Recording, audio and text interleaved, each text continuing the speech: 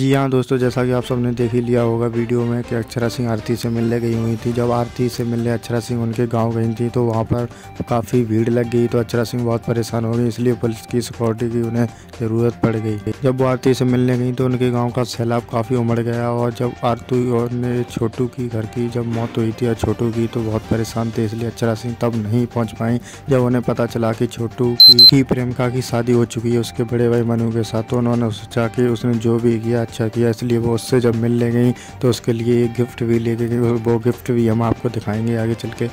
तो चलो हम आपको वो वीडियो दिखाते हैं जिसमें वो आरती से मिली हुई हैं। जब अक्षरा सिंह आरती के घर पहुंची थी तभी वहाँ रिपोर्टर भी पहुंच गए। उन्होंने जब इंटरव्यू लिया तो अक्षरा सिंह को बहुत अच्छा लगा। उसने बताया जब पवन सिंह उनके लाइव आए हुए थे तब उन्होंने भी आरती को बहुत तसल्ली दी थी। तब आरती जब बहुत परेशान थी मीडिया के सामने, तब उसने गुस्से में कुछ गलत सलत बोल दिया था मीडिया से, तभी मीडिया उससे गुस्सा हो गई थी आरती से।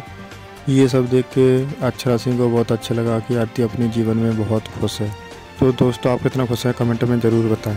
तुम लोग नए हो तो सब्सक्राइब करो, वो जो लाल वाला बटन है उसके साथ सूर्य